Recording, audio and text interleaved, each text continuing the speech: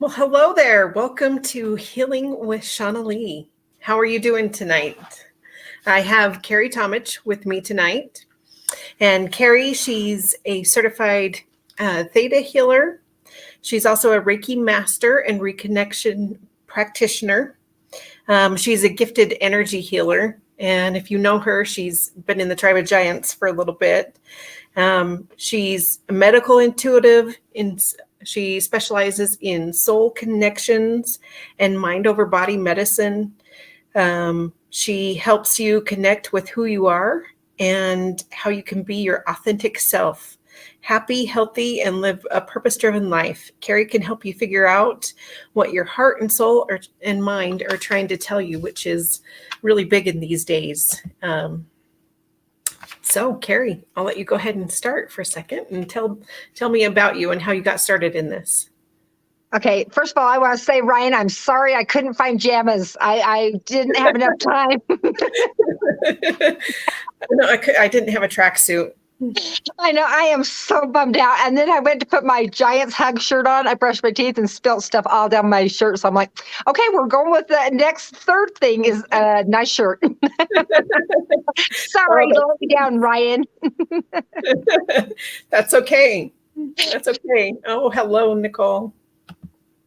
So anyway, so my past, first of all, I believe honestly that everything that we go through is meant to be. And I believe that we kind of plan everything out on the other side and make plans. And I kind of believe that that's why we have deja vu, because we see that we're in alignment with our soul and where we came from and where we're supposed to be going on our path. So anyway, my childhood, I grew up in Salt Lake and very LDS community. And so anyway, my dad was extremely abusive. And so that was kind of the norm, but it wasn't just that my dad was abusive. It was the fact that my dad was famous. And so everybody around the Salt Lake Valley that had any importance, you know, the police, the state, the church, everybody either was scared to death of my dad or wanted to rub shoulders with my dad because of who he was. So, pardon? Oh, wow. Yeah. So it wasn't fun. Like everybody was like, oh my God, I wished I could have been. Yeah, no, it wasn't fun. It was pretty rough. And I honestly believe that, you know, it was my free education. It was my Phoenix College, you know, and so I learned from a very young age, and it's so funny because this last few days has been like an eye opener to me, even though I've had all these tools and struggling and learning all these years. I realized that I always believed that everything was supposed to be the way it is. And I did not ever in my life have anybody I could count on. I never trusted another human being. I mean, to be fed, nothing. I never trusted my parents. I never trusted anybody. Even getting married, I never trusted my husband, never trusted my sisters, my kids, nobody. Because from what my dad taught me growing up is we couldn't tell anybody what was going on in our house because then we'd get beat more because of what was told of what was going on. If we got hurt, we couldn't go to the doctors or the hospital because then they'd know what was going on at the house. And so there was a lot of stuff that went on that taught me that not to trust another human being ever.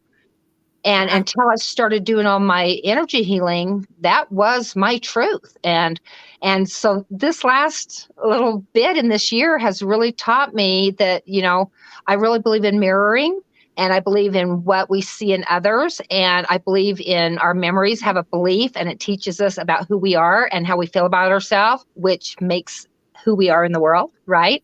Yeah. And so I have recently realized that was all just I don't know if I can swear, but it's like bullshit. Yes. But it was a belief that I made my entire life about, was that I could not let anybody in. I've never let another human being in my life. I've never trusted anybody. And I've always had panic attacks and extreme PTSD and anxiety because I had to count on myself, and I could not count on anybody. I couldn't trust anybody. And so it's been a learning experience. And so anyway, as I went along in my life, when I got married, and I got in a really bad car accident when I was in Salt Lake, and I couldn't walk for years. And well, I had a 9-month-old baby at home, and I had a 2.5-year-old baby, and my husband was busy off, enjoying his life and being Mr. Whatever, Mr. Fun Guy. And I was home trying to figure out how to just drag myself down the hall and try to survive and try to get through raising my kids. And, I thought it was, just like a survival of the fittest. If you can survive, then that's all that was important. And I realized after 2 more car accidents and being down for, over 12 years, I realized that I was dying. All my organs was shutting down because of all the medicine they put me on and all the treatments they put me on. And so I finally one day says, enough of this. I can't count on even doctors. I can't count on God himself. Nobody's going to save me. This is up to me. This is my world. So that's when I started learning about energy healing. And I started going to classes and learning about all kinds of stuff, the emotions and about the beliefs and about hands-on healing. And this wasn't my world, I was like, I don't know if anybody's from the Mormon community, but that's not how I grew up, And, and it was funny because, I've never talked to anybody about anything that I went through, but since I was 4 or 5 years old, one of my biggest things was I kept feeling like God had this purpose for me and I didn't know what it was. And it was like I was crying all the time because I'm like, I'm not worthy to be whatever this is because it feels too big for me and I don't know what to do with it. And it just felt like such a big burden because I'm like, first of all, I don't know what it is. But I know there's something in me that is so big that I don't know what to do with it. And I don't know really if God knew what a horrible human being I was, I wouldn't be able to do it anyway. It'd be taken away from me. And so after I got in, oh my gosh, my 2nd or 3rd car accident, I had such bad panic attacks. I couldn't even leave the house. I couldn't sit. I couldn't walk. And my first car accident, I didn't walk for a full year. And then 2 years later, I got another car accident. So, I got myself up walking, and then I got in the 2nd car accident, and then I couldn't walk again. And then I got in another car accident, couldn't walk again. And it was like, I felt like the universe was just knocking me down, Yeah.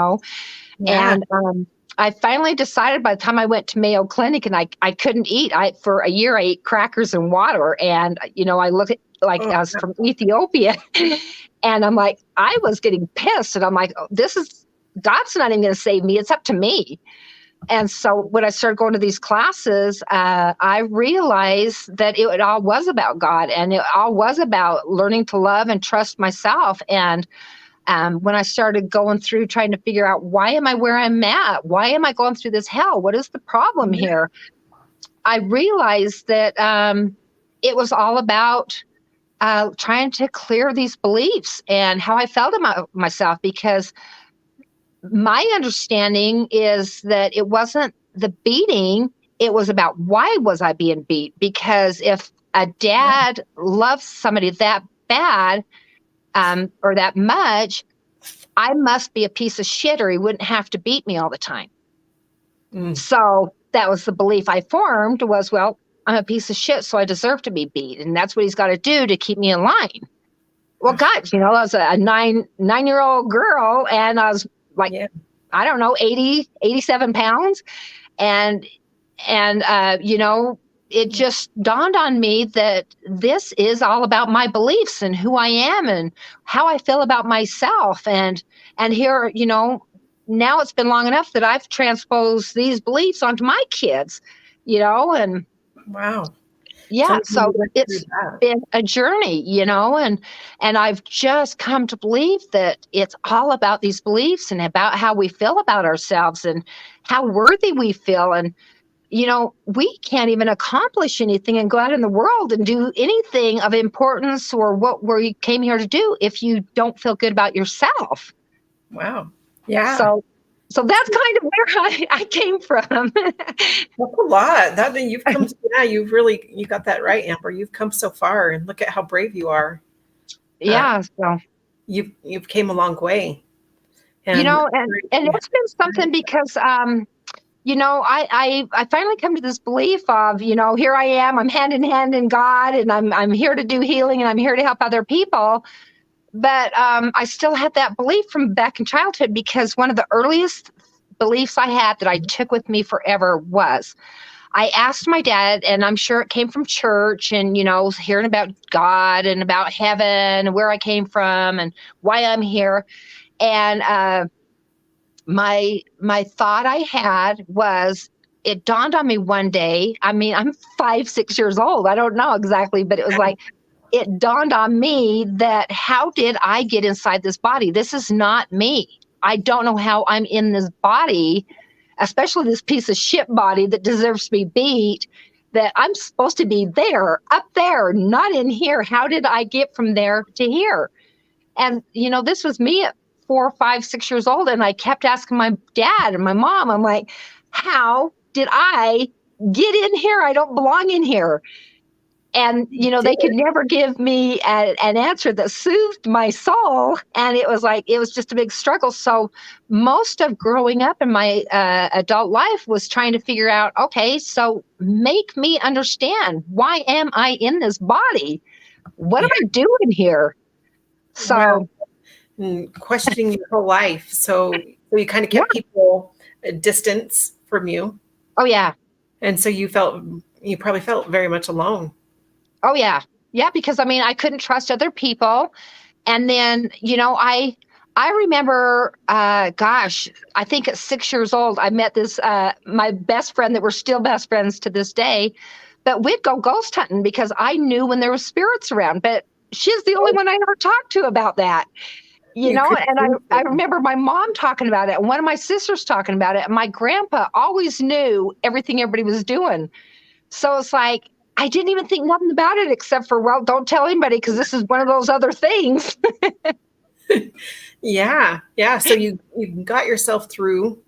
So after that 5th car wreck, that's when also you started to piece things together. Well, the first 3 was the 3 main car wrecks. After the first one, I was so traumatized by the accident that I just couldn't even make myself get in a car again once I even drove.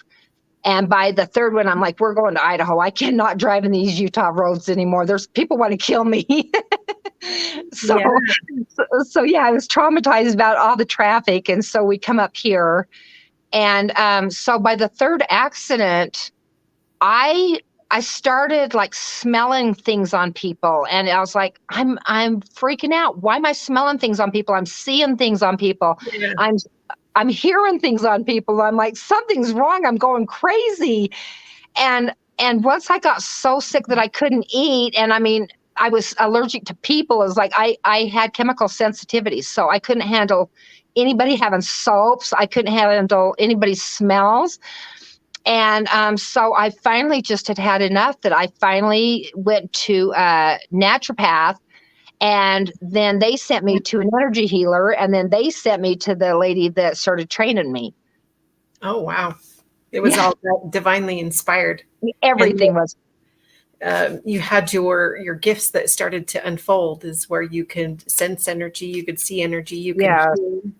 And so those started to unfold. And where you didn't know who you were yet, it was that path starting to unfold, and those gifts that were starting to come. Oh my gosh, when they first started up, I was so scared because it's like all of a sudden one day it's just like I just woke up. Yeah. And I'm like, oh my God, I'm crazy. I mean, seriously, I called my mom because I was staying up in Idaho Falls because I had a panic attack so bad I couldn't drive back and forth. It's an hour drive and I couldn't handle driving. So I asked somebody if I could rent one of the rooms, and, you know, there'd be a bunch of us renting one apartment and air mattresses everywhere. And I remember I just all of a sudden, it's like I went to a class one day and my spine was so twisted. And my stomach was twisted and I couldn't digest food. And I woke up in the middle of the night and I had the worst pain I've ever had in my entire life. And my spine straightened out. And like I could sit in class all day. And then the next night, my stomach straightened out. And everybody's like, you know, because the class had been hearing all about it. And everybody's like, let's go to pizza and see if Carey can eat it. Yeah. Wow. Those are some divine miracles that had happened. Yeah, it's pretty crazy. So yeah, I remember calling my mom and I'm like, Mom, do we have any relatives in Provo, which is like the psychiatric hospital?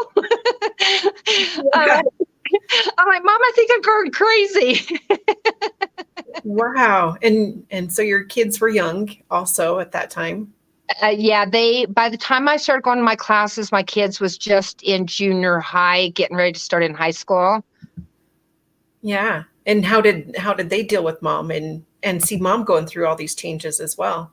Yeah, it's been a really sore spot in my family. I kind of got, what do you call it?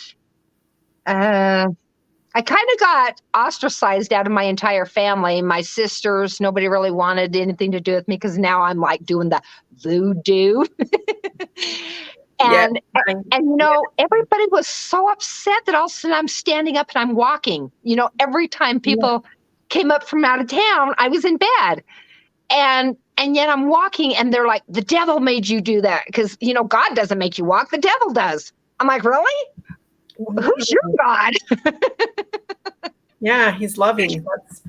That's a powerful story. Yeah. What an incredible awakening story.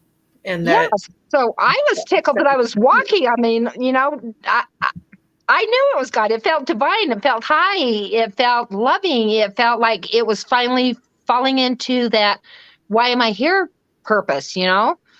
Yeah. And you know, as my kids was growing up, we didn't really talk about mom's thing, but my kids, you know, would always sit down and laugh because my kids could actually see spirits. I wasn't seeing them, but I knew when they was there and I could hear them and I knew what they wanted. My kids just saw them. Your clairs. So we didn't talk about my crap. We talked about the kids' because it was uncomfortable to hear that mom was weird. Yeah. Yeah. So you got through that. Mm-hmm. And during your energy healing, you probably had to go through some sort of like forgiveness. Forgiving. Oh my gosh. Yeah. Like I says, I really found out that I spent years and years and years, and I've talked to all my siblings, and you know, everybody has got so much anger towards my dad. I mean, one of my sisters absolutely my dad's been dead for, God, over 10 years. And one of my sisters just hates him so bad. And you can see her wreathing in pain that she hates him so bad. And, you know, it's been like, you forgive and then you get mad because you remember something that happened, and then you get forgiving, and then one day I listen to podcasts all the time, and I listen, you know, audiobooks, and I listen to all these great scientists talking about this stuff. And one day, and I don't remember who it was talking, their little soul in the sun with Neil Donald Walsh. Yeah. Favorite kids book other than the Giants. Anyway, Neil Donald Walsh was talking about the little soul in the sun, and what it is it's a forgiveness book, and it's these souls that come down to earth together. And what the story is that the one soul wanted to find out what it was like to be human. Well, you have to go through all this torture of this happening and this happening, this happening to evolve. And he says, well, who is going to do that to me when we all come from heaven? And the other soul says, I love you so much that I would be glad to do that to you. I would be glad to hurt you and to torture you and be what you need me to do so you can learn forgiveness. And when I heard that, I bawled all the way to Idaho Falls. And I'm like, oh my God, my dad, there's nothing for me to forgive.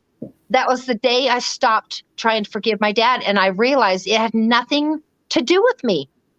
That was my education by what I took away from it and how to move on with my healing experience. My dad, that was not even about me. My dad wasn't beating me because I was a piece of shit like I always thought. My dad, he was over 6 foot tall. He was 340 pounds. He was a professional wrestler. And he was trying to beat his mother out of his head. And it was all these girls that just reminded him of his mom and her beating him. Yeah. And could only perform to what they had been taught before. Yeah. And so I realized at that moment, I didn't have anything to forgive. There was nothing about me in any of that beating. It was him and what he needed to do to get that out of his head. He had these demons in his head. Yeah. And he was trying to beat those out of his head. And it just happened to be me and my sisters and my brother that got the lash of it. And so I had to finally forgive myself for being that piece of shit because I wasn't. I was this sweet little girl that just happened to be beaten by her dad. I didn't deserve it. And there was no need carrying all this anger anymore. Because, I mean, oh, my God. When I was in junior high and elementary, I used to beat the shit out of everybody else on the way to school. And on the way home, I beat up 2 more because I got beat up at home. I went out and I beat up the next kid. I mean, I was just an angry human being. Wow. So when I heard that story, I realized that I had nothing to forgive. The only thing to forgive was me for what I was and what I wasn't. Yeah. Oh, wow. That's very powerful. And that you could just extend that just like that. I mean, it as like Ember said, I believe that it explains the behavior. It doesn't excuse the behavior. Right. Because he had to go through that, then, and that you had to go through that. But I see why you took it out on also other people because you just didn't understand. And the powerful story of forgiveness and going through like those hard times. So then you were able to walk. You started to find out your energy gifts, your gifts of healing, your clairs, I would call them, like clairsentient, clairaudient. The parents didn't address their demons. Their children had to too. I can so relate. I can too. Yeah. From my story as well. What I had to go through in my marriage as well. And mine was during my marriage and having to go through that and going through the abuse in that part. So we are proof that we can change, forgive, learn, and understand each other. Mm-hmm. Yeah. And it's so funny because the first 3 car accidents, I mean, I didn't have a lot of anger. I was just hurt. I was just like, of course this happened. Everything happens to me. I'm always being beaten and stepped on and whatever. But the last 2 car accidents, man, I was just tired of being hit, Yeah. And so these last 2, it's like, I got mad. I mean, I was pissed off for about, 3, maybe 5 minutes. And 5 is my rule, man. That's it. You're done after 5 minutes. And I'm like, okay, there's a point to all of this. What is it? And so like the second to last car accident, my 4th car accident, I saw the kid in my mirror. I saw him looking down at his phone and I was stopped behind another vehicle. There's nothing I could do. I knew he was going to slam me. And so then I was pissed because, you're messing around, you're not paying attention. And now you just took out my neck. I just finally get my back together and this kid hits me in the neck. And I was pretty mad for about 5 minutes. And I'm like, okay, you need to calm down before you get out of this car. Or you're going to go kill that kid. Yeah. And so I'm like, you know what, Carey? Take a minute. What is the purpose of this? What is the bigger purpose of this? And I know that throughout that next year, more purposes showed up. But the first thing that I could do to try to make myself reassured that everything's supposed to happen for a reason Just remember, you're everywhere you're supposed to be and doing what you're supposed to be doing. And I sat there for a minute and I'm like, okay, obviously that kid was texting when he hit me. You know what? I might have just saved his life because I'm not dead. He's not dead. I'm going to get out and I'm going to walk. I might have to have my neck fixed, but I'm okay. I'm going to be okay. And so it was like, this might have saved his life. I've been known to text myself. And I'm like, you know what? I bet this slows you down too. Yeah, so that's how I had to get out of that accident. And so I had to tell, you know what? There's a point for it. Yeah. Yeah. And so how did you get through that next one? That year, you said some other things that I have found that every single accident, as much as, you don't want to go through the hell of things that's going on in your life, they bring me what I need to learn, and like that one, I had to have my neck fused. I've already had my back fused a few times, and then they had to go in because I hurt my back. So they had to go take all the metal out. I've got the metal sitting here in a bag that I keep with me to remind me, Wow. And so I had to have my neck fused, and I had to have my sister take care of me. And then I'm like, I've got this. I have to take care of myself. So after a week, I'm like, take me back to my house. I got my walker. I'm good. I've got this. And then somebody else called me once I got my neck done. I was laying around for about a year trying to get my neck stabilized. And somebody called me in the middle of the night, a friend from healing classes, girlfriend that I've never even met. And I'm famous for helping people I've never met before. So this girl calls me and she says, Carey, I need you to take me to the hospital. And it's, 12 o'clock at night. And I'm like, okay, tell me where you live and I'll come get you. So I went over there and I took her to the hospital.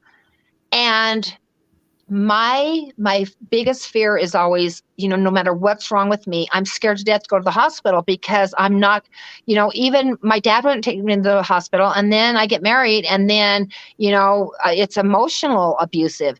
And, my husband was always, you don't need to go to the hospital. Well, you know what? I was having tachycardia. I was having all kinds of things and I was having major problems and he wouldn't call an ambulance. And my daughter had to take me to the hospital once.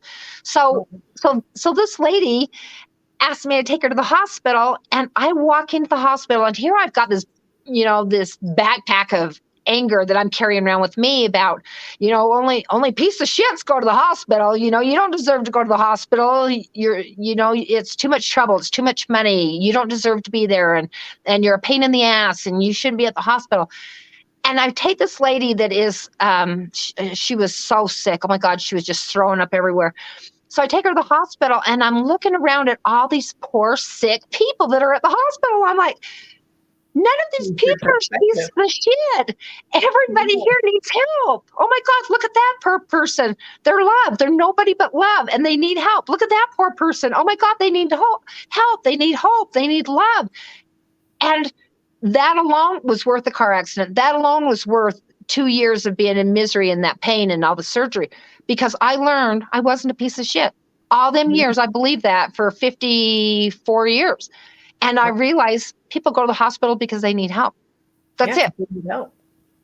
That's it. Nothing else. Nothing else. No meaning. It's our perspective and how we see things. Yes. So that was an eye opener. And then 2 years ago, I got hit again in a roundabout. And I got to tell you, none of it's been my fault. I get hit every time. So don't be thinking it's me. Yeah. Amber wanted to see the medal. So the last one I got hit and it tore my shoulder up. And it tore my neck up again. So I had to go and I had, a year ago, November, I had my right arm done this time. And I learned, oh my God, I had to ask people for help. Nothing in the world is harder on me than having to ask somebody for help. Yeah.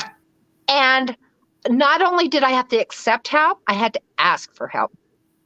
And And, on the Tribe of Giants, I think it was Ryan that posted a question, and it was A, B, C, and D. And it was like, what is the hardest thing for you to do? Everybody said B, everybody. And it's like, the hardest thing to do is ask for help. Okay, why? Do you not feel worthy? Do you feel like somebody else deserves it more than you? What is it that we feel like we're not enough, that we need help? Yeah, because that pride factor, I think that you could do it alone. And yeah, I've got this. I'm strong enough. That's not going to say I'm weak. That's not going to take away from somebody else. Yeah. And I think that's what I needed from this last car accident, and some of the beliefs I had as a child, that nobody was going to help me. Nobody's going to come to my rescue. It's me alone, and not even God can help me. And that accident and that surgery, as bad as it was, taught me that, sometimes you can't do this alone. And sometimes you got to let people in. And sometimes it's okay to ask for help. And I'm worthy of asking for help. Yeah. Asking for help is a strength. Right. But it's a tough one. And it's a tough one for a lot of people to ask for help. Strong. You talk a lot about the mind over body healing, and how through this journey that you had to use the power of your mind to help also heal you. Yes. Tell me a little bit about that. So from the first couple car accidents I had, all the medicines they've had me on throughout the years really ruined my intestines. I have a hard time even processing and digesting food. It's funny, you can tell if I'm doing healthy or if I'm sick by if I'm fat or if I'm skinny. If I'm skinny, I'm not doing good. If I'm fat, I'm eating food. Wow. And but I've realized that it's all about how I'm feeling about myself. How am I feeling good about myself? And I really believe that it's our organs that we process things and store things. And once that I start believing that I'm worthy of being healthy, that I'm worthy of being loved, that I'm worthy of being taken care of by me, God, and man, that I can do anything I want, and I can actually process food. And so I become so hypersensitive. I mean, I can't have medicines. I can barely take natural stuff. I mean, I seriously am so hypersensitive to everything. And so I don't take pain pills. So I had major shoulder surgery, and I was hurting bad enough that I took pain pills for about 2 days, and it started shutting down my breathing. Oh, wow. And so I called the doctors, and I'm like, okay, I'm having a severe panic attack again, and I can't breathe. And they says, well, I think you're allergic to the medicine. Try this and try this and try that. And I says, you know what we're going to do? We're not going to do anything. You can just shove that medicine. I'm not taking it. And I mean, I was in excruciating pain. I didn't think I was going to make it through this one. And another, this year and a half, has taught me that, everybody's like, oh, stay away from Facebook and don't be talking to strangers on Facebook. In the last year, I've now got over 4,000 followers, 4,700 followers, because you know what? These Facebook people are my people. They have gotten me through a lot of shit. I've reached out for the last year and a half and talked to people, and they've helped me through stuff. And I see something with somebody else, and I'll call them, and I'm like, okay, let's dig in this. How can I help you? So people get all kinds of weird calls from me. But when I was going through that surgery, I'll tell you what, I called another energy healer I saw in Boise that was going through surgery. And I'm like, okay, tell me, because, I can do things on everybody else, but I can't on me. It's frustrating. I'm like, why am I not able to help myself? And he says, okay, you're going to take yourself and you're going to do a session on you, and you're going to make you separate from who you are. And so when I started doing that, and then I started meditating and taking myself to another place, that was the only thing that got me out of pain. And so I just started seeing myself, my place is Montana. So I see myself up in Montana, and I'm, doing hands-on healing on me. And that's what got me through that surgery. Yeah. The power, that strong power. For those that aren't familiar with energy healing, we do have that ability to also heal ourselves. It goes through the energy.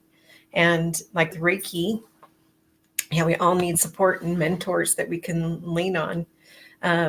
With Reiki, you can send energy to the past, to the future, to whatever event you need to, and you can also work on yourself. And so that's pretty powerful that you were able to then go and work on yourself and work through that pain and to get you over that.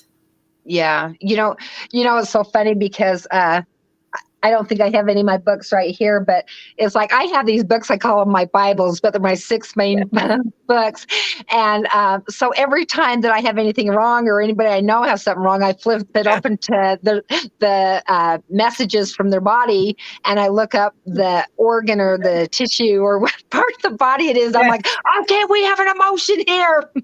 Yes. Well, it all relates. So for those that aren't familiar, that all disease and discomfort is rooted from thought. And it all stems from the body. Science is now learning to back that up, is that 80% of what we go through, it's rooted in thought. And so if we can go through like unforgiveness, that has to do with the heart. And people who have gone through similar things like that, when they go, Crohn's disease, it was brought from my fear and anxiety, no self-esteem, verbal abuse from my dad as a child, and stopped having attacks at 40. Wow. You took his power away. Wow. That's a powerful story, Hugh. And yeah, so like fear, anxiety, stress, some of the medicine, what I call medicine, not physical medicine, but is the spiritual medicine, like the meditating that you did and the energy healing portion. Those also help that are outside of like the normal going to doctors or that type of thing. But I'll read just a couple things really quick to kind of give people a little bit better of an idea. So the liver holds the anger, lungs hold grief, stomach holds worry, heart and brain holds stress, kidneys hold fear.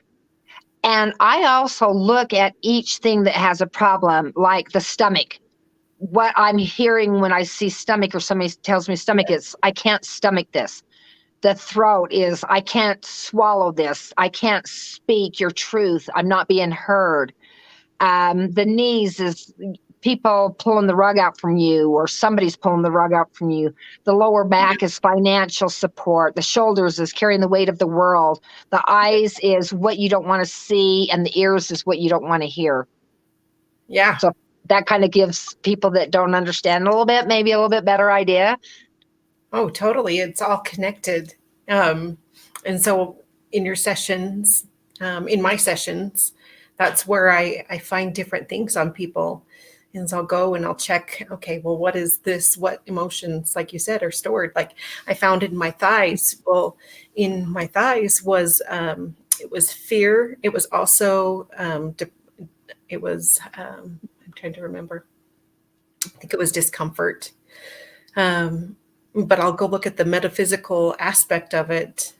Louise Hay, I just showed her book. She's one that has been huge in my healing, is to go and see, okay, where is it that I'm feeling this? And then go through and be able to see where in the body that is stored, or vice versa, go see where in the body, what is that emotion?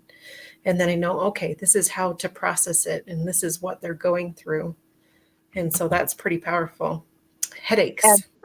Another thing is to help people to figure things out a little bit on their own. I know it's so much more vital to ask somebody to help you, to guide you, like somebody like us that do energy healing, to guide them a little bit.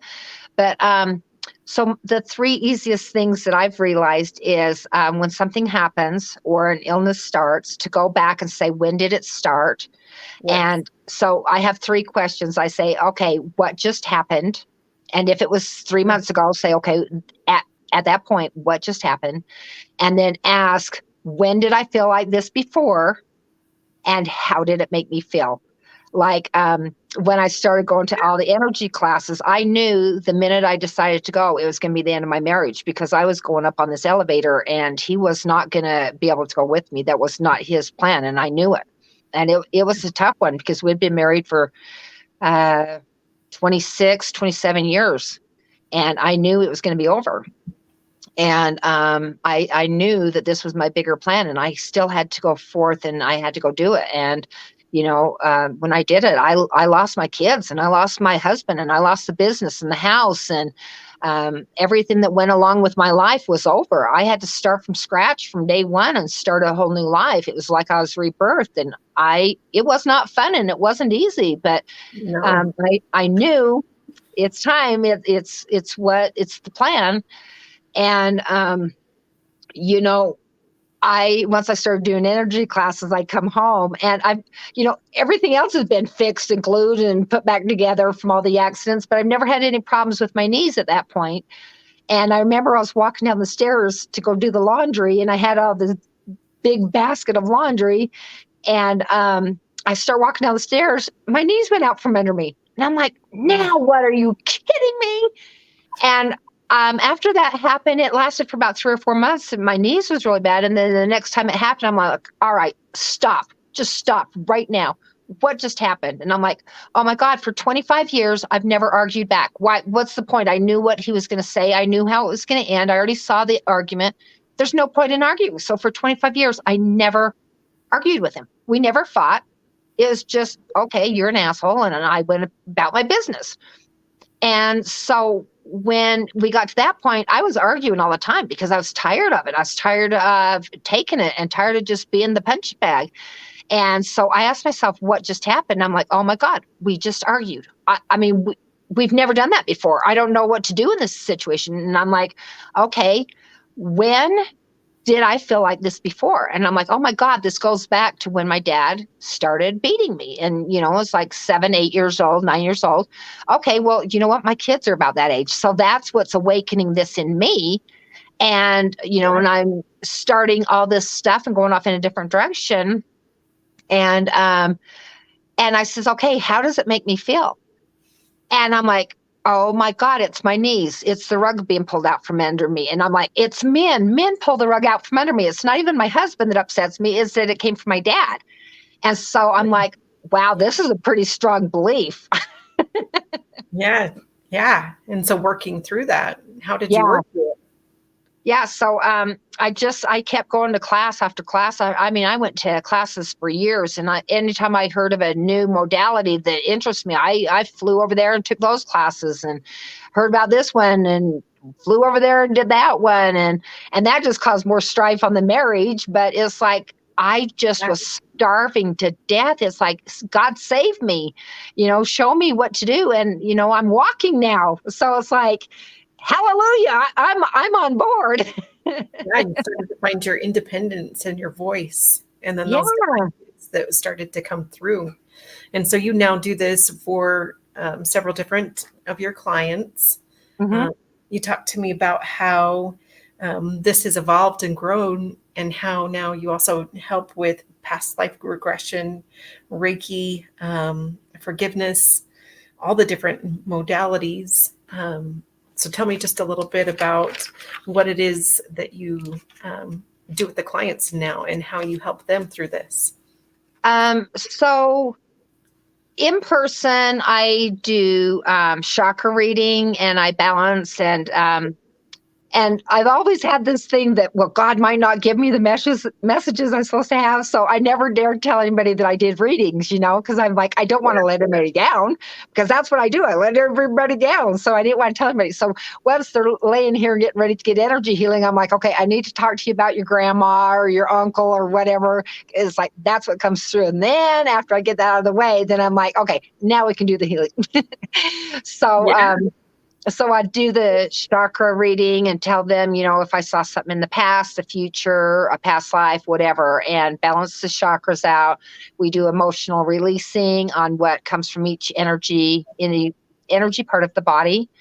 And so now I'm finally got the confidence and the knowledge that I am good enough, and I do get messages. So I am now moving to doing online. And so I'm doing sessions where I'm doing healing, distant healing, and I'm doing sessions where I'm doing the emotional releasing. So I'm helping to look at the emotions and where they come from and what they're there for. And then I do the healing on what is trying to tell you about your body.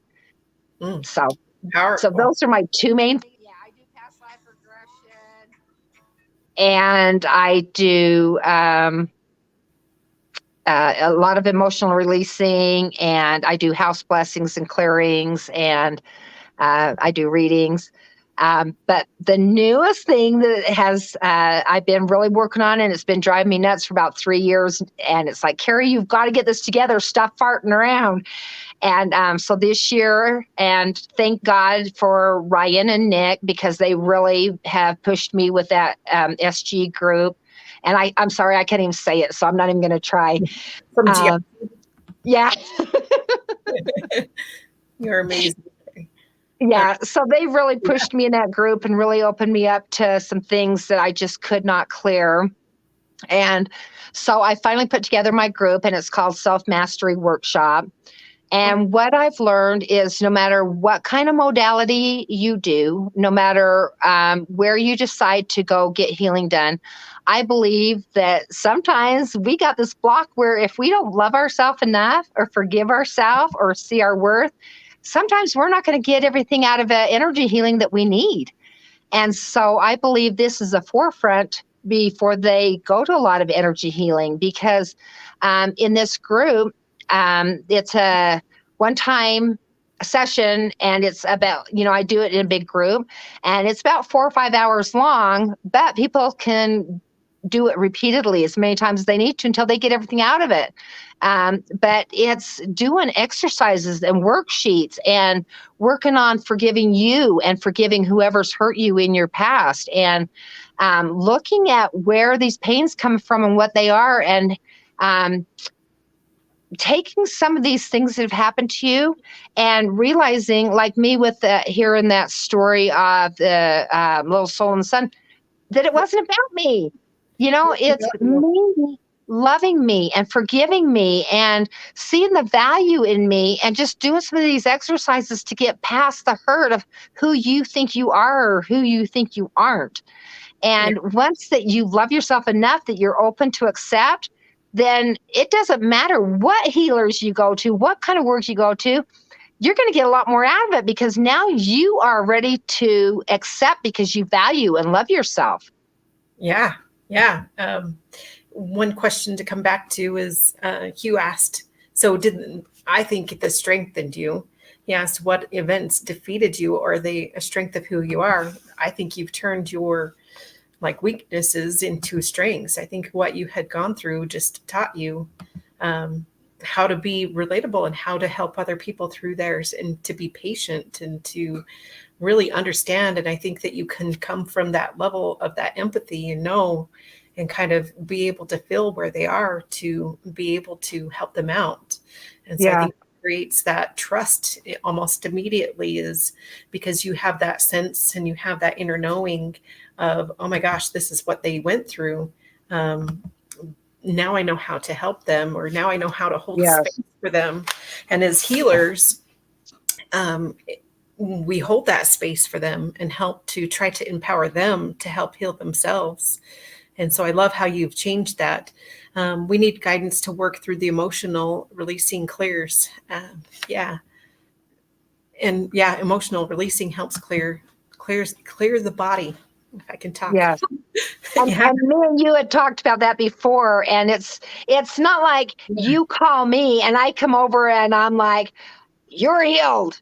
No, you have to go through the releasing of what's holding you hostage. What is holding that pain in your body? You are guided by me and you, or, whoever else is out there helping. We just are guiding you and helping you to see what you're holding your hands over. That's how I see healing, is I feel like we're holding our hands over our face. And we're like, I don't want to see it. I don't want to see it. There's shit on me I don't want to see, And then if somebody else looks in, they're like, okay, pull your hand away from your face and let me see, And so it sucks that, it kind of hurts sometimes. It stings to look and go, okay, so maybe I was doing this, but why were you?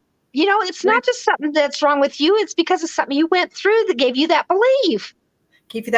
And it's powerful. It's like well, I think of like a pebble. This is lipstick, but it's very small. But then if you just focus on this, and this is the main thing, that is the only thing that you're seeing. So then it becomes this big boulder and you can't see a way around it. Yes. By going to a healer or by going to someone to help you with, if it's not energy healing, if you go to counseling or this is another alternative therapy to counseling or to that, but they're able to see. And so with your abilities, your clairs, your psychic intuition, whatever you want to call that, you're able to help people through. And it's that inner sense and that inner knowing and being able to say, okay, well, this is, I know what you had felt and this is what you've gone through.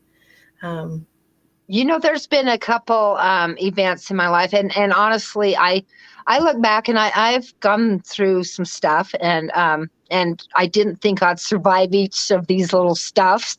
And when you're in the depth of it, you're like, oh God, please take me now. And I always was so mad at myself. I'm like, why do I have to be so strong? I don't want to be strong. I want to be like my friends, and I want to crawl in bed, and I want to stay there all day. And I want to feel sorry for myself. But I'm too strong and I don't know how to do that. And I'm too obstinate and too hard-headed that it's like, I give myself 5 minutes to cry and then I start laughing because that's just my personality. It's like, I'm laughing because I was crying and I'm like, oh, this makes me so mad. Why can't I feel sorry for myself? And it's like, some of I remember one time, the first time I went to Southern California, I thought, what the hell is the matter with these people? They're all nuts. They was like living free and easy. And I was so freaked out because I came from Salt Lake City, Utah and Pocatello, Idaho. And I'm like, oh my God, these people are nuts. I would never do what they did. And I was really depressed because I was stuck there for like a month. I couldn't come back home. I had all these things happening. And I'm like, I was sitting there in the bedroom of, somebody that let me stay at their house. They just showed up when I had no place to stay. And I'm sitting there and I'm thinking about it. And I'm like, you know what? If I took this depression and I ate it and realized there's something to it. It's showing me I've never known the depths of hell of depression until I felt this. And I'm like, you know what? This is a good thing because now this shows me what it feels like to be in this deep of depression. Now, yeah. I have another key to share with somebody else. It's okay. Yeah. Wow. And that's powerful. Oh, yeah. That joy in that state and that freedom, that's our birthright. That's our divine right to be able to feel and to be in those higher elevations. And that's powerful that you were able to take that and transform that and to be able to help other people with it. Yeah. So seriously, it's like all the stupid things, I call them stupid because it's like I don't understand them and I'm scientific yet I'm doing all this woo-woo stuff. And I'm like, okay, you can't be scientific and do woo-woo. There has to be something straight here. And I'm like, you know what? I finally decided that I had to have an unexplainable shelf and I had to put everything on it that didn't make sense scientifically to me. And one day they do. And I honestly believe, like you said, with the makeup and the boulder and stuff. Yeah. My belief is that, I have to know everything that's going on. Everything has to make sense. And so I've got one of those little mag lights, and I'm like focusing in on what's upsetting me. And I just see this little bit of light, and that's what I'm concentrating on. And I'm like, okay, I'm in an accident. This is what I see. And then when we back up far enough back out of the situation and let God help and God bring the light, and all of a sudden he turns on the light in the room and I'm like, whoa, what the hell? There's more going on here than just me in this car accident. It's a bigger picture. It's a bigger picture. It's that non-attachment too. Yes. And that's a thing for healing. It's like, I got hurt again. It's like, it's my way of learning. I think that was the key I picked up was I want injury. Can I have pain and injury? That's what I want to learn from when I go down to earth. That's my key. I fell off a ladder right the beginning of December and I really tore my knee up and I'm like, I'm so pissed off. It's like, but you know what? I've been learning stuff from this too, because I'm like, okay, why can I heal other people and why am I not healing me? And I'll tell you what, this has been another one of my biggest lessons, because it's like, Carey, that's why people need you, because you are valuable. You do help. And sometimes you just can't help heal yourself. Sometimes you're so immersed in your pain, and other people, when they're hurt, are so immersed in their pain, that's all you can see is your pain. It's like me and Hugh has this thing about the shack. And that's one of my favorite lines from there is God saying, you had to come back because this is where your pain was. So yeah. When we're so immersed in that pain, that's all we see is our pain. We don't see God. We don't see the light. We don't see being healed. Okay, well, you know what? I'm not immersed in your pain. I can come in from the outside and be that light and help show you how to get through that pain and see why you're there. What is there to teach you? So I get in pain. And guess what? Sometimes I'm too immersed in my pain and I can't get myself out. I need to ask for help. Yeah. Oh, healers need healers and coaches need coaches. And right? Yes. Yeah. It's you stepping outside of the box and someone else being able to help you. So it's tough. You got to ask for help again. Yeah. You got to ask for help. Mine wasn't my physical body. Mine was in the house. So I had 2 floods and I'm in a rental house. And so like the first one, there was a leak I think it was the sink, or it was the bathtub, the little drain. For some reason, the bathtub was leaking through that drain and it went down into the basement and it created a hole. And it put a little hole through the ceiling. And oh my gosh, I was so scared to tell my landlord. And it took them a couple months for them to come and finally get that fixed. And that was a hard lesson to go through. Well, that was about a year or so ago. And then last January, like a major one happened. I guess it was about a year and a half ago, because last January, then another flood happened. And I was wakened from my sleep about 3 a.m. The angels were like, Shawnalee, get up, get up, get up. And I didn't want to get up, but I kept hearing this funny sound. And I was like, no, I don't want to get up. But they were like, no, you have to get up now. So I went into the bathroom and there was 1.5 inches of water on the floor. And so I sweeped that up. I threw everything in the tub and I ran downstairs, and there was an 8-foot section that was taken out of my ceiling in the basement. And I was just so worried and so stressed. And so I called the landlord the next day, and he came and he took right care of it. But as I was seeing an energy healer myself, he's like, Shawnalee, that's your root chakra. I was going through a lot of fear myself and going through like pain and doubt, and like, that's your structure. And also at that same time, I had in my psoad, I had in my left psoad, it was in my structure of my body, in my hips. And so he's like, yeah, that's your root chakra. And so that's how that manifested for me in my physical world. So not only did it happen, internally, here it was showing my physical aspects is, okay, you need to sit and take care of this. And so being able to go through that and reach out to someone else for help to where I couldn't see. And then it was like, oh, and I had friends that come in and said, this is for your teaching. This is that second time, they're just like, well, maybe this is trying to teach you something. Like, don't freak out. Just come back, look at that bigger perspective. And so then I was able to go through that and be able to like say, oh, okay. So I needed to come out of fear and to come out of that scarcity. So I had a really big expansion. But then with expansion, you've got to allow for integration. And I was just expanding and expanding and expanding and not allowing for that integration. And so it sent me into a contraction. And then that's where that fear and that. And then everything blew. Yes, quite literally. So one of my affirmations had to be home, safe home, is because I just had this panic attack and like this fear when I would leave the house and I would just hear water running. And I'm like, what in the heck is going on? And, that was another thing with the bathtub and everything. So then it was like trusting and, okay, home, safe home, home, safe home. And then coming back here And I think this is the biggest place where people miss out, is coming back into their inner world and then finding, what's going on inside and really sitting down and listening to their souls. Like you said, you did through meditation, and then being able to understand, okay, why am I feeling this feeling? And what does it mean?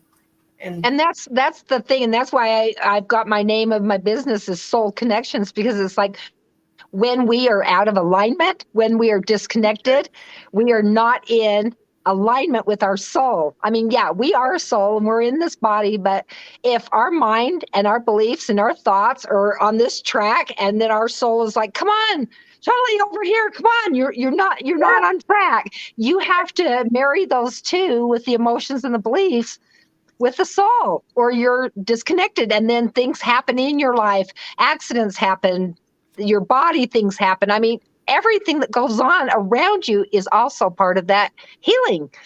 It is. Everything's a mirror, like you said. And like Natalie's saying, that take time to heal. If we don't, the universe will force us to. And this was definitely my message from the universe, is that, hey, wake up. This is your little wake up call. A lot of people didn't hear us before. So now we're going to make you see. And now you're going to take some time to actually feel that, to heal that.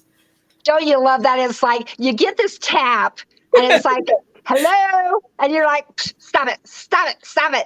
And then it's like smacking you. It's, hello, do you hear me? And you're like, stop it, stop it, stop it. And then all of a sudden you have a car wreck or your roof falls and you're like, okay, what was going on? Excuse me, sorry, I didn't hear you. Yeah. Yes. Yeah. I'm listening. Yeah, I'm listening. And so getting other people to get in touch with that inner being. Tell me just really quick about past life regression and how you work with that with people. So it's so funny, because a lot of times when I do healing with people, once we keep getting deeper and deeper into the healing, almost every time, not every time, but almost every time, we're like, okay, so I've gotten down to this belief and where it came from, but I feel like there's something deeper. And so then we look at, okay, who's the people in your life? Because I feel like we recirculate with the same people in different roles from like last time. Yeah. And so when we get down to a certain point, then we're like, oh my God, this came from when you was, say, like one of my friends, it's like she was with the king, and he was married to, of course, the queen, and she was cheating with the king, right? And here she's got the same husband, and he keeps coming and rescuing her. Well, the queen finds out, so she locks her up, right? So now she's got this thing that she thinks men always have to save her. Wow. So here it comes into this lifetime, and she's wondering, why are we not able to heal it? Well, if we can't get to the very, very bottom of it, it's coming from a past life. So I'll tell you my biggest past life thing that happened to me. So my name was Anderson growing up. And so I had to be, and believe it or not, I used to be super shy. I know it's hard, but I used to be super shy. And so growing up, my name was Anderson. So I was always had to sit in the front row. I was freaking out my entire life, because I'm like, don't make me sit where people's behind me. Panic attack that people's behind me. I'm like, they're going to do something to me. Why are people behind me? So, I started being the class clown until they moved me in the back away from the rest of the class, because I wouldn't shut up. So they keep moving me to the back of the room, and we go to a restaurant. I have to sit against the wall. I can't have people behind me. And I'm like, okay, it's got to be because of the abuse. That's what it is. It's just that I don't trust people behind me. So that's what I always just assumed. So when I start going to all my theta classes and all the training and stuff I went to, she teaches us about past life regression. And so we go back to our apartment. We're all practicing on each other. And somebody did a past life on me. And honest to God, I saw me in a stagecoach. And, there's a guy next to me, and there's another couple across from me. And there's like these big red curtains on the windows, and it's dark. And I see, and I hear me being the class clown. And every time I'm laughing and being the class clown, something always happens, And so I see me in this past life regression, and I see exactly where I'm at. I know I'm in Reno. I'm on my way to Reno. I see that there's bags of money, treasures, whatever, up on the top. And I'm, of course, laughing and talking as usual. And all of a sudden, these bandits are like coming up alongside of us. And this guy reaches in, and they're on all four windows, and reaches in and slices my throat. Oh, wow. And I've always had problems, I mean, you can hear my voice, it's like my voice is because of my surgeries. I have a hard time talking after so long. So back then I couldn't speak my truth. And I was always scared of people being behind me. So as soon as I realized where that came from, and even the guy doing the past life on me could see what was happening to me. He saw me in Reno. He saw me get my throat cut. Ugh. And so he was spiritually seeing it as I was. And he's like, oh my God, I can't believe it. And I'm like, do you see what I see? And so once that we did that, I no longer have a fear of people being behind me. I mean, if I go to a restaurant and somebody's just standing there, I'm going to turn around and go, excuse me, can I help you? Because nobody wants somebody just standing behind you. Yeah. But I never have had panic anymore about sitting with my back to a room. If I go to a conference, I'm on the first row. Yeah. And that would have never happened if I didn't go and clear this past life of why I was so terrified about being in front of people. Yeah. Yeah. So I love that you use that now is to kind of help get you through. Mm-hmm. And what I told people also about the past is those past lives, it's not meant to go relive those experiences, but to help and have that awareness to know what you went through to be able to move forward.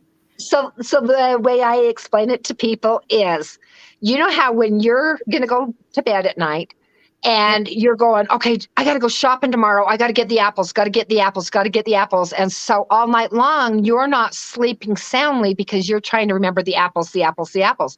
So I always tell everybody a past life is just like that. If I would just take a notebook to bed and I would write down, okay, get the apples because last time you forgot them. Yeah. So now a past life is the exact same thing. You're sitting there going, remember how many times you've gotten burned for being a witch? You don't want to do that again. And so I'm telling myself in my subconscious, oh my God, remember that was not fun. That was not a good time. So I keep telling myself in my subconscious, watch out, that sucked. That sucked bad. And so I'm scared to be the witch, right? So if I go back and I realize that that's a subconscious for my soul, I can go and heal that. And I don't have to go, what was it I was trying to remember? It was there to help me. What was I trying to remember? If you just go back and see why it was there, you can realize it's nothing I need to worry about. I don't need those stupid apples now, Yeah. I've had those witch wounds and being burned. Oh my gosh. Yeah. Speaking of which, in my marriage, I did not speak my truth and wasn't able to. I was right. It was constricted. And so now being able to speak out. And did you have any throat problems? Yeah. I had hands that just kept me from speaking. It was like I was silenced. And so, it's funny how many people I work on that, like when I do a chakra reading and I'm feeling the energy down, because the throat chakra does the mouth and the ears. And so people aren't hearing, aren't being heard, and they're not speaking. And so when you feel their energy, I cannot tell you how many people have got thyroid problems. And I'm like, yes, I did. Yeah. Yep. Yeah, I did. And taking off that armor too. So living with an open heart, but then being able to be vulnerable to that. And did you lose a bunch of weight? Yeah. So far 55. See, because you was weighing yourself down with that, and you had that was your armor, was the weight. Yeah. It was to keep you safe and protected. Yeah, I called it the masculine shield, is because that was my protection. And so as I continue to go through and heal, and I still have about 60 to go. And now it's okay. One of the first girls I worked on, she's, I don't know, she's in her mid 20s, I think. And she's like, Carey, I just keep getting fatter and fatter, and I can't figure out why I can't lose weight. And why did I gain it? I says, okay, tell me when you gained it. And she says, oh God, I'll bet I was about 16 and a half years old. And I'm like, okay, I see you hiding in a closet. What happened at 16? She goes, oh my God, the first time I went out on a date, I got date raped. Oh, yeah. There you go. You know, getting fat, putting weight on, it protects you, because then men don't want to be around you, is what your subconscious is telling you. I'm protecting me. And you know, that next month she lost 13 pounds. That's awesome. Yeah. And to be able to get through that, so many different events. I also find, like, with women who have gone through that similar thing, healing the part of the thighs, that's where I had carried and stored some trauma as well.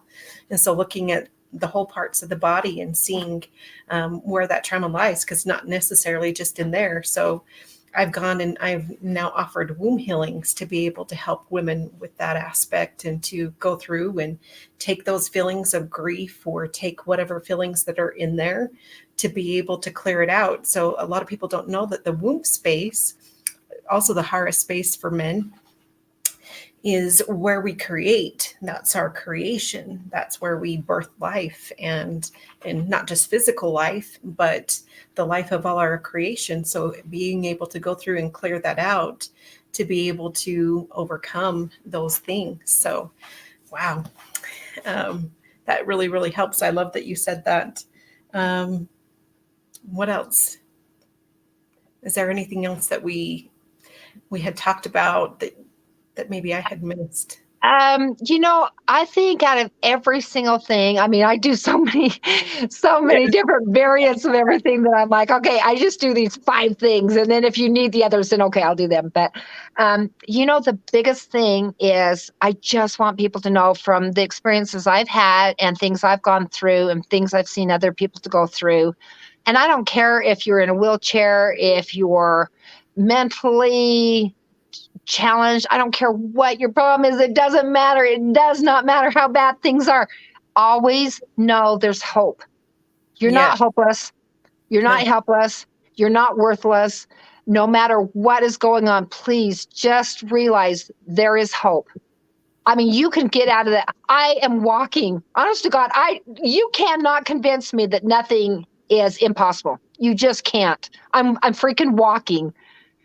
And I just want people to know that nothing's hopeless. Okay, so maybe you won't get out of that wheelchair. I can't guarantee you will. I'm just too damn dumb to know that I couldn't. You know, and I just want people to know that nothing is hopeless. I mean, even if you can't get out of that wheelchair, at least you can know that there's a whole world out there that you can enjoy, and you can be at peace and happy with where you're at in that wheelchair, and know that that is your key and your strength of getting you to another place. But nothing is hopeless. And I want people to realize that you are so much more valuable than what you even think you are or give yourself credit for. And if you just start loving yourself, honoring yourself, and forgiving yourself, that's all that matters. I mean, you can grow up to be a giant. You can do anything you want, but you have to love and forgive yourself first. That's the key to healing. That's the key to living. And that's the key to doing anything that you want to do in this world. I love that message. Thank you for ending with that. Yeah. Is loving and forgiving yourself. So how do people reach out to you? I don't know how to post anything on here. I can't even read what everybody's doing, but my phone number is 208-705-0507. You can call, text, you can Facebook me. You know, a lot of men don't want to talk when they do sessions. So I've got people that want to do text healing. It's okay. I don't care. However you're comfortable doing it, let's do it. So I do I do sessions texting people. I do it on internet. I do it on Facebook Live. I do it on the phone. It doesn't matter. Whatever you're comfortable with, I'm good with it. And people mostly find me on Facebook under Carey Tomich, and I have my healing page is called Soul Connections, and it's connected to my Facebook. So you can get a hold of me any of those different ways. Yeah. Oh, well, that is so awesome. And if you're not subscribed, hit subscribe in the comments for Wake Up with Giants TV. And if you're not a part of the Tribe of Giants, we invite you in because there's just such an amazing tribe and group of people. That's how I met Carey, is through the Tribe of Giants. And we've known each other for maybe about a year or so, maybe Probably a about lot of incredible people. Oh my God, some of my newest, bestest friends in the world. I can't wait to meet everybody. You know, we talk online, but none of us has met in person. There's going to be this great big party one day, and we're all going to be out dancing in the street. Yes, yeah, great events to be able to meet everyone in person. And yes, hello, friends. Hello, Lori. Hello, Paula. And hello, Hugh. Paula's one of my newest, bestest friends in the world. Yes, yeah. So a beautiful group of people, a beautiful tribe. So if you're not connected there, go and find out what the Tribe of Giants are about, and who they are, and their total being. And you inspire me, so thank you, and I appreciate you coming You to talk. inspire me too. I love you. Yeah, I look forward to seeing your posts, and thank you. So I hope everyone has a good night, and that you found something that maybe you can use and take away in this. And as Carey said, it's all about hope and not giving up and loving yourself every bit, every aspect. And you're an example of what you have taken through all those lessons and through all that pain and that trauma, and that you can overcome it and you can heal it. So thank you for Because being. you can either use it as your fortress and keep yourself hidden away, or you can take that pain and use it as your fuel and start your fire. It's up to you. Yeah. Yes. All in the perspective. Yeah. All right. Thank you, Giants. Have a good night. I love you guys all. Thank you for inviting me. Yeah.